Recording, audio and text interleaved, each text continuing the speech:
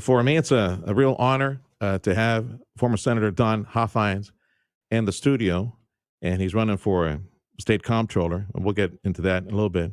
Although I must say, knowing this about Mr. Huffines, and successful businessman, by the way, and I've said for the longest time in the 30 years of radio, that's what we need. We need successful businessmen and women to get in there, get their butts on the ballot. Because if they know how to keep their company in the black, well, guess what? Maybe we can do the same for the state of Texas and all governments around here. So I don't know if this is Don Huffines or his twin brother Philip speaking to me right now. I'm today old figuring out you have a twin brother. I do. Helping you run everything. Yes. Which you and my producer Fred Cruz, same thing. I don't know if it's Fred or Joe running the board here at the radio station. So welcome to KURV, sir. Thanks for stopping by.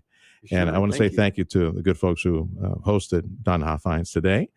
For, pressing the flesh, going out there and telling folks about a Doge for Texas. Let's start there. Doge for Texas. When I saw you last, you were, I think it was, Doc, was it a Lincoln Reagan dinner for Hidalgo County GOP, right, where he was the main speaker? The Red Elephant event. That's the one that was.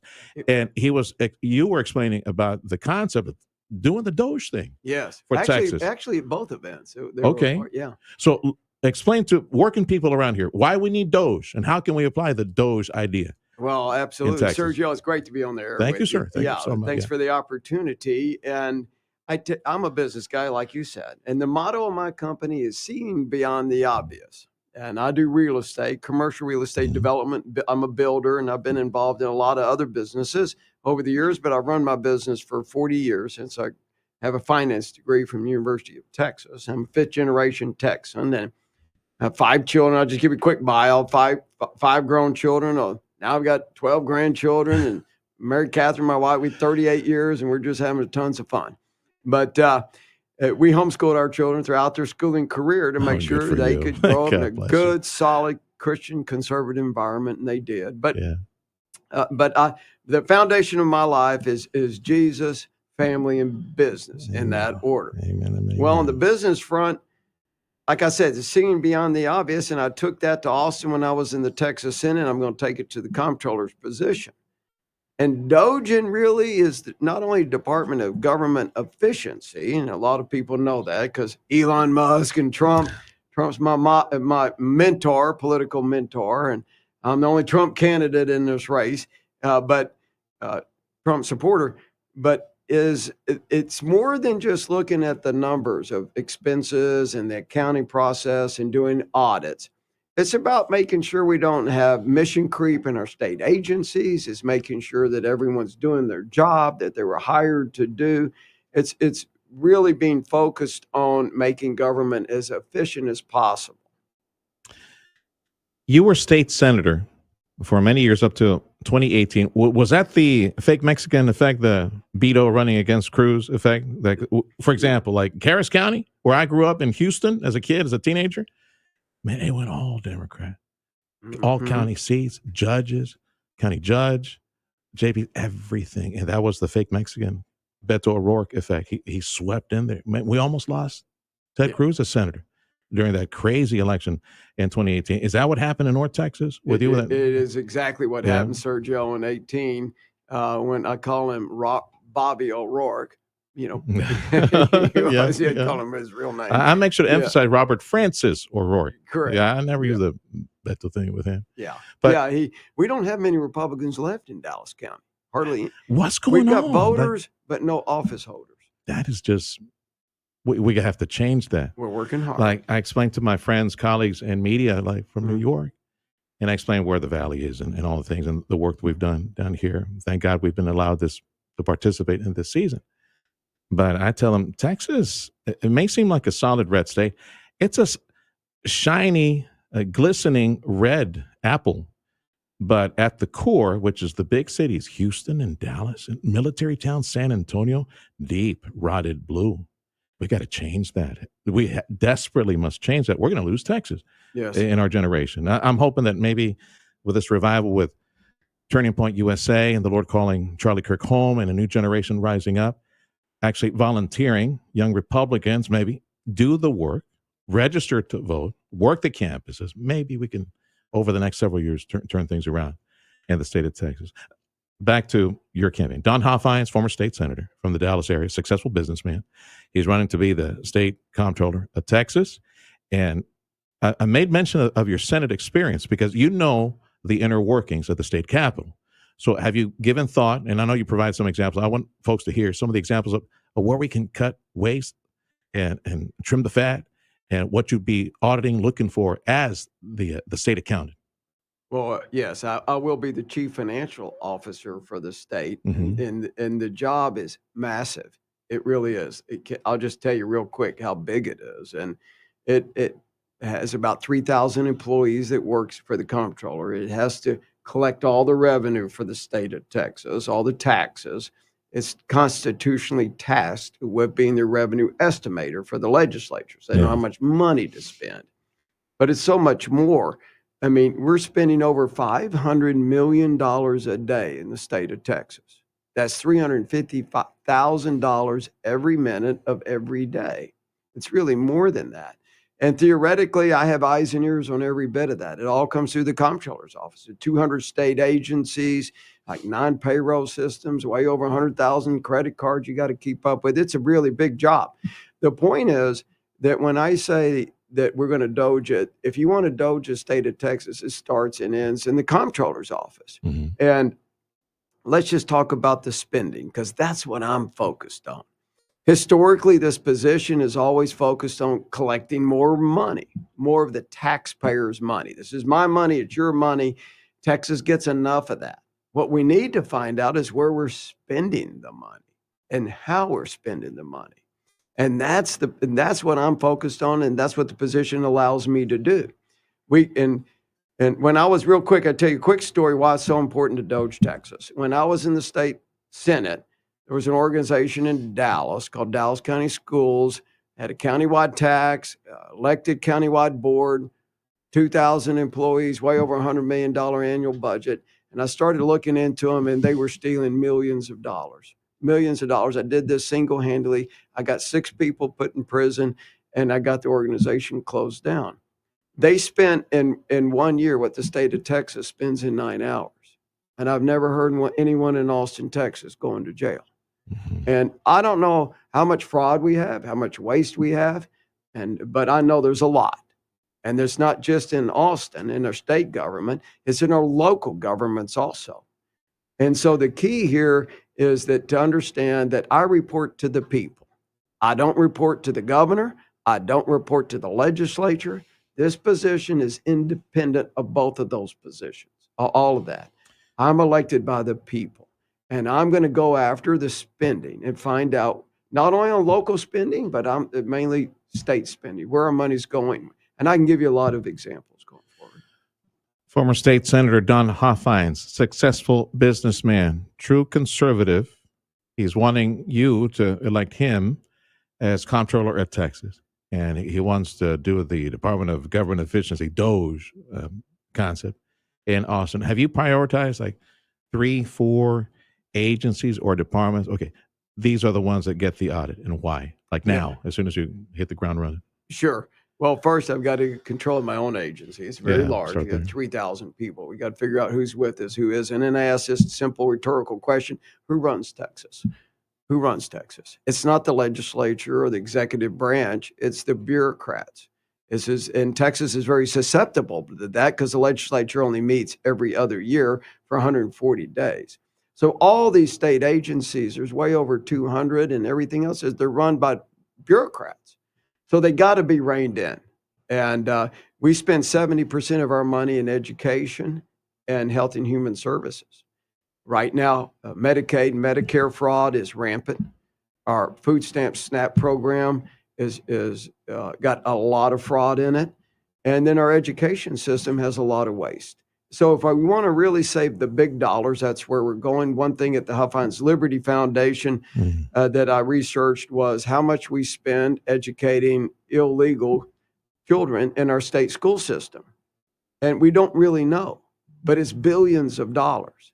And so we need to do an accounting of that. Simply ask the questions, Sergio. What I did when I uncovered the crooks in Dallas County is, what do you do? Why do you exist? Why is this agency doing what it's doing? Is this satisfying the directives of the legislature? And how much are you spending? What are you spending it on? Who's overseeing this? And so let's find out how many people are in our kids are in our school system that aren't supposed to be there. Then I'm going to take that information and go to Washington, D.C., and demand from the federal government that they reimburse Texas taxpayers, because this is an issue that we're bearing the burden on. Oh man, that they're not bearing that burden in Nebraska. And why is Texas taxpayers saddled with billions of dollars of this problem? Because the federal government wouldn't secure the border. So that's just one example of how we can what Dogent means. Schools and hospitals. Right now Yes. the big fight up in D.C. is, all illegal aliens. The Democrats and illegal aliens. They don't qualify. They can't take taxpayer money to pay for the health care. Well, we know forever and a day, decade upon decade, there's a car chase around here on the freeway. There's a rollover and bodies go flying everywhere. Who's going to pay for the ER and the therapy, everything to save the lives of all these illegal immigrants running in that car chase? It's the taxpayer through blocks, grants, or refunds provided to hospitals at the ER, which is the primary care provider for illegals. And that's what they would want to put in there. And Lord knows how many individuals, millions, allowed into this country by Joe Biden over 4 years, gaming the asylum system to, you can onboard here. We'll pay for housing, education, healthcare. How about you onboard Obamacare while you're working, allow you to work, and they're still gaming the system by the millions, gaming the system in this country. Absolutely, they're getting paid by American, and not only us. Like I said, it's our kids and grandkids. It's all deficit spending. It's we can't afford any of this. Right now. You're totally right, Sergio. And what we don't talk about enough as Republicans is what this is doing to the average American worker, the average Texas worker. When you have all these people coming in there willing to work for half price, how can you get fair wages? I mean, it's really difficult. Yeah, we don't have the market. economic mobility in our country we used to have. And Texas taxpayers have been saddled with, because we're a border state. Y'all were down here in McAllen, of course, you're, I know, very aware of the issue. Don Huffines, conservative, Republican, former state senator, Dallas area, successful businessman, running for Comptroller of Texas. You will see him in the primary of Texas next March. You made mention of how the big bill expenditures for Texas, of course, education. And I know they've tried something, like I guess a little voucher thing. Fort Worth is now under TEA control. It will be. Houston ISD, pathetic Houston ISD. 30 years ago, I was a young kid, young pup. Through my church, we volunteered to go in there. And it was 21 Jump Street. Johnny Depp, Fox had a show about how inner city schools were all messed up. That's what it was in Houston ISD. They wanted pastors and lay people get in there and help out the kids. It was a mess then. It's worse now. And Houston ISD under state ownership and review. And I don't get it, sir. Why in Houston they keep voting Democrats in and expect different. It's an insanity. Houston ISD under TEA. Fort Worth, they got 4 more that will be under state control. This is an emergency. It has to stop. We are losing generations of workers, capital for Texas, jobs for Texas, people who will be dependent on the government, criminals. That's all we're creating, have been creating, and still creating to this day in conservative Texas at these big ISDs, these big cities that need to be saved. How do we address that at the state level? I know it wouldn't be your bailiwick as far as comptroller, but my goodness, we got to wake up in Texas. We're going to lose it. Oh, you're 100%, Sergio. You're totally correct. And, when I trace that back a lot to the fact we took God out of our schools. And we've got generations of Texans growing up. If they don't get God at home, they're not getting it in the school system. So morality and our virtues are really lacking in our young people. And we cannot have we cannot experience as a society pure liberty unless we have a virtuous society. So it's critical we get the virtue back into our school system. We get Jesus and God back. This is a Christian nation. Yes, sir. And we need to get that back in there. We also just need to have rigor and competition in the system. We just need competition in our government schools. Well, I know I went off the freeway and maybe give you a chance to give me one more example as state comptroller. What you want to do if you get elected by folks to be the comptroller? What would you like to do? And I hope you come back to see us again, by the way. Oh, thank There's you plenty very of much. plenty of time between here and March. You know, I love being in Metcalf. Okay. I love being in the Valley. Yeah. I really do. It's an underappreciated position of the state of Texas, just like my position as comptroller. Comptroller is underappreciated because it affects everybody. It Well, really is there does. anything else you want to mention as far as being comptroller? You want to audit like immediately after your agency when you get there? Yeah, absolutely. I'm really gonna focus on, like I said, every place that's spending money, which is every Okay. state agency, and TEA, Texas Education Agency, has got a ton of money it's spending, and we're going to find out where our money's really going. I mean, it's our money. I'm the champion of the taxpayer, and that's why I'm not going to take any pay as comptroller or any money from the Texas taxpayer, just like I did in the Senate. I'm here for the taxpayer and get eyes and ears on all of check that. the resumes when you get make sure all the employees of the comptroller's office are accountants or internal auditors. That way they know how to read the sheets. Well, come and see us again. And by the way, in case I don't get to see you, because I know you got to press the flesh in Houston, Dallas, and San Antonio, I thank you for supporting the cause in South Texas. Don Huffines, if you didn't know this, Don Huffines is responsible he was a big part of the reason we have a Cameron County office, and supported our chairwoman, Ms. Bell. And that fundraiser that we did months ago, she did. We did. I just showed up and talked. Cameron County, we have a strong GOP office moving forward. Yes. And thank you for supporting that thank cause. you. Can I say real quick, thank you, the Republicans in the Rio Grande Valley, for everything you've done to change the state of Texas and change the nation. Yeah. Thank you so much, Sergio, for being a big part of that. Thank you, sir. Don Huffines, for State Comptroller of Texas, thank you for joining us, sir. You're welcome.